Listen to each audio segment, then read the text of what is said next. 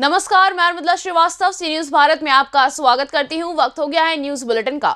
Bulletin में खबरों को शुरू करेंगे बेमेतरा की खबर से और जानेंगे क्यों जैन समाज ने एसडीएम और तहसीलदार को सौंपा ज्ञापन। आगे देखेंगे भागलपुर में क्यों पीजी गर्ल्स हॉस्टल की छात्राएं सुरक्षा की मांग को लेकर धरने पर बैठी हैं। इसी के साथ रुख करेंगे महाराजगंज की खबर की ओर, जहां के जिला कारागार में सपा विधायक इरफान सोलंकी को किया गया शिफ्ट। ऐसे ही और भी तमाम खबरों पर आइए विस्तार से करते हैं चर्चा। झारखंड सरकार की अनुशंसा पर केंद्रीय वन मंत्रालय द्वारा झारखंड में गिरिडीह जिले के मधुबन में स्थित सर्वोच्च जैन शाश्वत तीर्थ समेत शिखर पारसनाथ पर्वतराज को वन्य जीव अभ्यारण्य का एक भाग घोषित कर इको सेंसिटिव जोन के अंतर्गत पर्यावरण, पर्यटन व अन्य गैर धार्मिक गतिविधियों की अनुमति देने वाले अधिसूचना बिना जैन समाज से आपत्ति या सुझाव के लिए जारी की थी, जिसके विरोध में बेमेतरा जिले के समस्त जैन समाज द्वारा राष्ट्रपति, प्रधानमंत्री, पर्यावरण मंत्री, झारखंड मुख्यमंत्री के नाम तहसीलदार साजा को ज्ञापन सौंपा गया। बेमेतरा से सीनू संवाददाता संजू जैन की रिपोर्ट। बेमेतरा जिले के बेरला थाना क्षेत्र के ग्राम पंचायत सांकरा मेन रोड पर सड़क दुर्घटना। जानकारी के अनुसार बोरवेल की गाड़ी ने एक बाइक सवार को टक्कर मारी। बाइक सवार देवेंद्र को आए गंभीर चोट। गांव वालों ने बोरवेल की गाड़ी को रोक कर रखा। सूचना मिलने पर थाना प्रभारी संतोष ग्रेस ने तत्काल टीम को रवाना किया। बेमेतरा से सीनू संवाददाता संजू जैन की रिपोर्ट। तिलका मांझी भागलपुर विश्वविद्यालय के पीजी गर्ल्स हॉस्टल की छात्राएं आज अपनी मांगों को लेकर यूनिवर्सिटी में तालाबंदी कर धरने पर बैठ गईं। दरअसल इन लोगों के हॉस्टल की चारदीवारी नहीं होने की वजह से आए दिन बदमाश हॉस्टल में प्रवेश कर जाते हैं। कुछ दिनों पहले भी चोरी की घटना हुई थी। साथ ही साथ कई मूलभूत सुविधाएं जैसे शौचालय, पानी की जर्जर व्यवस्था से इन लोगों को जूझना पड़ रहा है।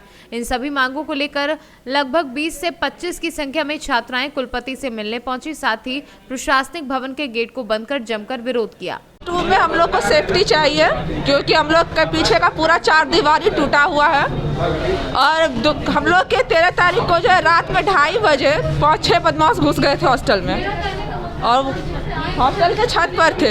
सर हमको सेफ्टी चाहिए हर एक चीज से, बिल्कुल बस मेन सुरक्षा, रहने का सुरक्षा हमको मिल जाए, कोई समस्या नहीं है। और कोई समस्या, हम लोग को बस सेफ्टी चाहिए। और हम लोग यहाँ 1 सप्ताह से दौड़ रहे हैं, कोई नहीं आते हैं हम लोग के यहाँ पे देखने तक के लिए, कोई नहीं जाते हैं और इंजीनियर के नाम पे बालू वाले को भेज दिया जाता है। कब से ये घटना हो रही है? हम लोग 10 दिन से आ रहे हैं आवेदन लेके, कुछ हो ही नहीं कुछ नहीं हो रहा है, बस आवेदन लेके जमा कर लेते हैं, उस पर कोई एक्शन नहीं लिया जाता। भागलपुर से सीनू संवाददाता राहुल कुमार सिंह की रिपोर्ट।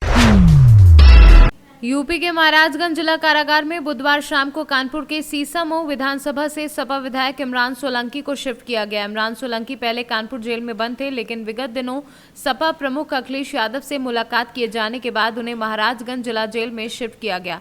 कानपुर से 5 गाड़ियों में भारी पुलिस फोर्स के साथ महाराजगंज जिला कारागार में शिफ्ट किया गया। इरफान सोलंकी से मीडिया के संवाददाता ने जब पूछना चाहा कि क्या अखिलेश यादव के मिलने के बाद उनको कानपुर से महाराजगंज जेल शिफ्ट किया गया है, उस पर वह कुछ भी नहीं बोले, लेकिन उनकी आंखों में आंसू साफ तौर पर देखा जा सकता है। वीडियो में आप देख सकते हैं कि किस तरह इरफान सोलंकी के आंखों में आंसू दिख रहे हैं और जब सपा कार्यकर्ता उनसे उनका हालचाल पूछना चाहा तो वह काफी भावुक हो गए थे। वहीं महाराजगंज जिला जेल में शिफ्ट होने के बाद सबसे पहले इरफान सोलंकी का मेडिकल चेकअप किया गया और उसके बाद उनको बैरक में शिफ्ट किया गया। समाजवादी पार्टी के विधायक हैं, तीसरी बार विधायक हैं, कद्दावर नेता हैं कानपुर के, और इसी मामले में इनको जो है जिस भी प्रकार जो है, लेकिन जहां तक हम समाजवादी लोग समझते हैं और वहां कानपुर की जनता समझती है कि पूरी तरह से निर्दोष इनको जो है इस तरह से साजिश के तहत फंसाया गया है। और हमारे समाजवादी पार्टी के राष्ट्रीय अध्यक्ष आदरणीय अखिलेश यादव जी भी कुछ दिन पहले कानपुर जेल में विधायक जी से मिलने गए थे। उसके बाद शासन प्रशासन का ये रवैया जो है इस तरह से कानपुर के जेल से यहाँ जनपद महाराजगंज के जेल में शिफ्ट करना, ये एक समझ से परे की बात है। फिलहाल सरकार और शासन सत्ता का जो भी है पूरी जनता देख रही है, आप लोग भी जानते हैं, और हम समाजवादी लोग हैं यहाँ इकट्ठे हुए थे उनका हौसला बढ़ाने के लिए कि हम पूरी समाजवादी पार्टी और महाराजगंज की पूरी समाजवादी पार्टी उनके साथ है। आदरणीय अखिलेश यादव जी ने कहा है कि हर लड़ाई वो लड़ने के लिए तैयार हैं, जो भी होगा उनके साथ जो है हम लोग कदम से कदम मिलाकर खड़े रहेंगे। किसी निर्दोष के ऊपर जब इस तरह से अत्याचार होगा, जुल्म होगा, तो भावुक होना लाजमी है। और वही नहीं, उनके परिवार के लोग भी और हमारे जो भी समाजवादी साथी यहाँ पे आए हुए थे, वो सब भी लोग उनको देख करके भावुक हो गए। ये एक अच्छे परिवार के और अच्छे व्यक्तित्व के मैं पर्सनली उनको जानता हूं और हमारे समाजवादी पार्टी के तमाम लोग उनको जानते हैं। वो तीसरी बार विधायक कोई ऐसे ही लगातार नहीं बन जाता है। तो जनता के भी दिलों में उनका एक अच्छी छवि है और हम लोग भी बहुत बेहतर तरीके से जानते हैं। महाराजगंज से सीनू संवाददाता अंगद शर्मा के साथ आशुतोष की रिपोर्ट। रायबरेली गदागंज थाना क्षेत्र के मखदूमपुर पुलिस चौकी के अंतर्गत मोता वालीपुर राना निवासी युवक को पीआरबी को सूचना देना भारी पड़ा। पीड़ित युवक का कहना है कि मेरी जमीन का मेरे गांव के एक व्यक्ति ने न्यायालय से मुकदमा चल रहा है और वो गदागंज पुलिस को मोटी रकम देकर मेरे खेत में जबरन ट्रैक्टर से खेत की जुताई करने लगा। जब मैंने इसकी सूचना पीआरबी 112 को दी तो पीआरबी के द्वारा मखदूमपुर पुलिस चौकी ले जाया गया, जहां पर मखदूमपुर पुलिस चौकी इंचार्ज अनिल यादव द्वारा जाति सूचक गाली व जमकर लात घूंसे से पिटाई की गई। नाम मुतवल्लीपुर राना साहब के रहने वाले हैं। हमारे खेत में मुकदमा चल रहा है, न्यायालय में मुकदमा चल रहा है और सुरेश के लड़का जोतने आए और हम 112 पे फ़ोन किए। 112 आई, हमको उठा के चौकी पे ले गई।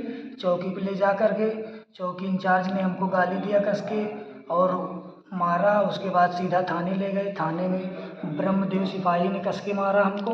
मारने के बाद थाने इंचार्ज बाहर बैठे थे, वो कुछ नहीं बोले। उसके बाद ब्रह्मदेव ने कहा पासी झाड़ तुमको मार दूंगा, दोबारा आओगे तो उस दिन यादव के नाम मुकदमा तुमने लिखा दिया था झूठी और यादव के नाम मुकदमा लिखाओगे। उसने 50,000 सीओ ऑफिस में जमा किया है, उसके क्या करोगे तुम, कुछ नहीं कर पाओगे। उसके बाद उसके पहले भी एक बार हमको ब्रह्मदेव ने कस के मारा, आज कस के मारा और कहते दोबारा आओगे तो फिर कस के मारूंगा, पासी झाड़ तुमको बहुत मारूंगा, लटका दूंगा, ऊपर टांग दूंगा, तुम्हारी माँ चोट दूंगा। सब कस के बहुत गाली देते थे हमको और आज कस के मारे। अभी हम दवा लेकर आए हैं। पेट में लात कस के मारे और पीठी में कस के मारे। रायबरेली से सीनू संवाददाता आलम कादरी की रिपोर्ट। अंबेडकर नगर जनपद में बीजेपी जिलाध्यक्ष पर पैसे लेने का आरोप लगाना एक दरोगा को भारी पड़ गया। दरोगा ने बीजेपी जिलाध्यक्ष पर महीना लेने का आरोप लगाया था। वायरल वीडियो में दरोगा बोल रहा है कि बीजेपी कार्यालय जिलाध्यक्ष पैसे लेते हैं, महीना लेते हैं। वायरल वीडियो का एसपी अजीत कुमार सिन्हा ने संज्ञान लिया। भाजपा जिलाध्यक्ष पर आरोप लगाने वाले दरोगा अजय कुमार निलंबित कर दिए, साथ ही विभागीय जाँच का निर्देश दिया गया है। क्या है पूरा वो तो दरोगा है। अंबेडकर नगर में किसी की हैसियत नहीं है जो मिथिलेश त्रिपाठी पर किसी एक रुपए का आरोप लगा दे और उसकी मानसिक की स्थिति कैसी थी और किस कारण से क्या होगा, इसकी पूरी जांच भी होनी चाहिए। अगर वो सही है तो मैं राजनीति करना छोड़ दूंगा और अगर वो दोषी है तो उसको निलंबित अभी कप्तान साहब ने किया है। और ऐसी स्थिति में कुछ लोगों के कहने से या कुछ जो भी होगा आरोप, आप सब मीडिया के बंधु हैं, मैं आप सब से भी अनुरोध करता हूं, अगर इस प्रकार की कमियां कहीं मिले तो मुझे जरूर अवगत कराइए। और मैं मीडिया बंधुओं का आभार व्यक्त करता हूं कि आपने उसकी क्लिप जारी की इस प्रकार की और ऐसा आरोप उसने लगाया जो निंदनीय है और इस प्रकार की कार्रवाई अपेक्षित भी है। अभी मैं पुलिस अधीक्षक महोदय जी ने उस पर कार्रवाई करने की संस्तुति दी है। जाँच भी होगी और जाँच पूरी पारदर्शिता के साथ होगी। मैं फिर आप सबसे अनुरोध करता हूं, मेरे अंदर अगर ऐसी कहीं आरोप कमी लगे तो मैं आप सबसे आग्रह करता हूं कि मुझे अवश्य अवगत कराएं। आप सबका बहुत बहुत धन्यवाद। कोई एसपी को आपने लिखित शिकायत दी इस बार? नहीं, कोई लिखित, तो वीडियो वायरल है, मीडिया ने अपने ग्रुप पर सारे जगह सारे ग्रुप में चल रहा है, तो स्वतः संज्ञान में लेकर ये अनर्गल प्रलाप है इस प्रकार का और ऐसा दोषारोपण किसी ऐसे प्रतिष्ठित व्यक्ति पर नहीं करना चाहिए। और मैं तो एक संस्था का मुखिया हूं, अगर इस प्रकार का आरोप मेरे ऊपर लगे और मैं दोषी हूं तो मैं राजनीति करना छोड़ दूंगा। आज अकबरपुर कोतवाली के सब इंस्पेक्टर अजय सिंह द्वारा एक वीडियो पे बयान दिया गया है जिसमें जनपद स्तरीय कुछ भारतीय जनता पार्टी के नेताओं के ऊपर पैसा लेने का अनर्गल आरोप लगाया गया है। प्रथम दृष्टया उनको दोषी पाते हुए निलंबित कर दिया गया है। अंबेडकर नगर से कैमरा पर्सन धीरेन्द्र नाथ वर्मा के साथ अजय कुमार उपाध्याय की रिपोर्ट। थाना सकरौली में पुलिस का दिखा मानवीय चेहरा। कोतवाली सकरौली के हंसपुर के गड्ढों में मिली नवजात बच्ची को धीरेन्द्र सिंह मुख्य आरक्षी ने गोद में लेकर धूमधाम से मनाया नामकरण उत्सव, जिसकी क्षेत्र में काफी प्रशंसा हो रही है। पूरा मामला एटा के थाना सकरौली का बताया जा रहा है। दिनांक 13 दिसंबर को आगरा रोड पे थाना सकरौली पुलिस को सूचना मिली थी कि एक बच्ची नवजात है वो पड़ी है। उसको लेकर थाना प्रभारी द्वारा तत्काल उसे चिकित्सकीय सुविधा प्रदान करने के लिए हॉस्पिटल ले गए और वहाँ से फिर CWC को सूचना दी गई बच्ची पूर्ण रूप से स्वस्थ है और एक आरक्षी थाना सकरौली की उन्होंने इच्छा जाहिर की थी CWC के समक्ष प्रत्यावेदन देकर कि वो इस बच्ची को अपनाना चाहते हैं और CWC द्वारा उनके प्रत्यावेदन विचार करते हुए उनको संरक्षण प्रदान किया गया है और आरक्षी दंपति द्वारा इस बच्ची का कुशलतापूर्वक पालन किया जा रहा है। कल एक उनके द्वारा व्यक्तिगत समारोह आयोजित किया गया था जिसमें हम सभी द्वारा भी बच्ची को आशीर्वाद व स्नेह प्रदान किया गया था। एटा से सीनू संवाददाता लखन यादव की रिपोर्ट। गोंडा तहसील तरबगंज थाना क्षेत्र अंतर्गत बेलसर निवासी अब्दुल हलीम पुत्र हबीबुल्ला ने बैनामा दाखिल खारिज कराने के लिए अपने वकील विनोद कुमार वर्मा को 12,000 रुपए दिए थे, लेकिन आज तक ना दाखिल खारिज कराए। प्रार्थी अब्दुल हलीम का आरोप है कि जब हम वकील साहब से दाखिल खारिज के संबंध में पूछा तो वकील साहब आग बबूला हो गए। भैया आपका क्या नाम है? अब्दुल हलीम, निवासी बेलसर जी। मैं कचहरी में गया था, वकील को अपने दाखिल खारिज के लिए कागज़ दिया था। 5 महीना हो गया और उसमें 12,000 रुपये लिए थे वकील साहब और हमारा कोई कार्रवाई नहीं किया। तो मैं उनके पास बार बार दौड़ता रहा और जब कल उनके पास गया तो वो बोले कि किस लिए आए हो, तो हमने कहा कि हमारा कागज़ दीजिए। तो वो बोले कि हाँ कैसा कागज़, कोई कागज़ नहीं तुम्हारा। तो हम कहा कि जब कोई कागज़ नहीं तो हमारा पैसा वापस कर दीजिए। तो बोले कोई पैसा नहीं, जाओ जो करना हो उखाड़ लेना मेरा। तो यही बातें करनी हुई। उसके बाद वहाँ सब जितने वकील थे सब एकजुट होकर हमको मारे पीटे हैं। तब मैं आया हूँ यहाँ थाने पर तहरीर दिया हूँ। तहरीर कब दिए हैं? कल शाम को दिए हैं। कुछ कार्यवाही हुई? अभी तक कोई कार्रवाई नहीं हुई। मैं थाने पर बैठा हूँ, हमको बताए हैं कि चलिए वहाँ बैठे, अभी बुलवा रहे हैं उनको और वो बार बार सिपाही जाते हैं फिर भी वो नहीं आ रहे हैं अभी। चाहते आप क्या हैं? अब चाहते हैं कि सरकार हमारी मोबाइल छीन लिए हैं, हमारी मोबाइल दे दें और 12,000 रुपये दे दें और हमको मारे पीटे हैं, उसमें जो उचित कार्रवाई हो उचित कार्रवाई हो। गोंडा से सीनू संवाददाता शिवराम पांडे की रिपोर्ट। गोंडा जनपद के थाना तरबगंज पुलिस पर राजनीतिक दबाव में आकर पीड़ित पक्ष के दर्जनों लोगों पर फर्जी रिपोर्ट दर्ज कराने का आरोप है। थाना क्षेत्र के घांचा बीकापुर ग्राम सभा के निवासी संतराम ने एसपी से मिलकर न्याय की गुहार लगाई है। दादा आपका क्या नाम है? संतराम। कौन गांव साहब? घांचा बीकापुर मधेपुरवा। क्या मामला था आपका? मामला था साहब हमारे जो है तो बगल में जो विश्वनाथ नाम का है वो हमारे साहब खेत ट्रैक्टर जोते लाग तो 100 नंबर वाला 100 नंबर जब नहीं रोक पाई और प्रधान पहुँचे बिंदिया से और कहीं जोते का खेत बताई तो है वो आपका खेत जोतने लगे? हमारे 12 से 90 नंबर।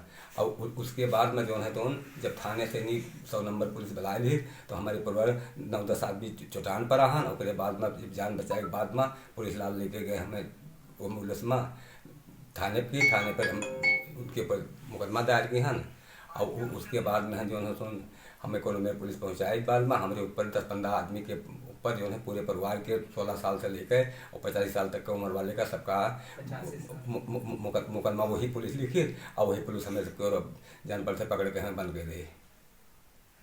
अच्छा, कितने लोग थे मारने पीटने? पर से हम 50-60 लोग रहे, मेहरारू में मिलाए गए। पुलिस को खूब जान थी, पुलिस सबके घर में खेत पकड़ी और 2 आदमी का ले जाएगी। आपकी तरफ से कुछ कार्यवाही हुई? हमारे ओर से कार्रवाई भाई 9 आदमी के ऊपर मुकदमा लगावा गवा और 2 आदमी वहाँ से पकड़ के जेल गए। और उसके बाद में काल जो है 19 तारीख में हमें 10-15 आदमी के ऊपर फिर से वही पुलिस मुकदमा लिखली। अच्छा, आपके ऊपर मुकदमा? हाँ, फिर से लिख दिया पुलिस ने। आप चाहते क्या है? अब राजनीतिक दबाव है, गरीब आदमी बाटन साहब जान बस राहन का न पे अब वहाँ राजनीतिक दबाव और वहाँ वही पुलिस राजनीतिक दबाव में हम सब लोग का फिर से पकड़ के बंद किया चाहा था। अच्छा, हाँ। तो चाहते आप क्या हैं? अब चाहते हैं हम किसी कोने में कि हमें राहत मिले, सरकार के द्वारा, पुलिस के द्वारा, नेता लोगों के द्वारा राहत मिले हमें। गोंडा से सीनू संवाददाता शिवराम पांडे की रिपोर्ट। कुरावली जैसे छोटे से कस्बे से आने वाली महिला ने मिसेज इंडिया का खिताब जीतकर जनपद का नाम रोशन किया है। मिसेज इंडिया द गॉडेस 2022 के लिए 35 कैंडिडेट सिलेक्ट होकर गए और इस फैशन इवेंट में इस जीत के बाद जब विजेता अपने घर पहुंची तो लोगों ने उनका फूल मालाओं से स्वागत किया। स्टेज से लेकर तैयारियों के मूवमेंट तक क्या कुछ हुआ, बबीता वर्मा ने कैमरे पर सब कुछ बयां किया। सबसे पहले तो आपको मुबारकबाद कि आप मिसेस इंडिया विनर बनी हैं। कैसा महसूस हुआ जब स्टेज पे आपका नाम अनाउंस किया गया? एक्चुअली मैंने कभी सोचा ही नहीं था कि मैं यहाँ से और इतने बड़े प्लेटफॉर्म पे चली जाऊँगी, लेकिन जब मैं एज ए फाइनलिस्ट हो गई तो मुझे ऐसा लगा जैसे नहीं पैरों के तले ज़मीन निकल जाती है, लेकिन थोड़ा अपने ऊपर विश्वास था और आप सबका साथ था, आप सबका आशीर्वाद रहा, तो मैं इस प्लेटफॉर्म पे पहुँच भी गई। एटलीस्ट जब मुझे पता चला मेरा नाम अनाउंस हुआ तो ऐसा लगा कि मेरा नाम अनाउंस हो रहा है। मैं इतनी एक्साइटेड हो गई और इतनी खुश हो गई कि चलो एक काम ऐसा मैंने कर दिया कि छोटी जगह से आके और मैं इतने बड़े प्लेटफॉर्म पे पहुंच गई।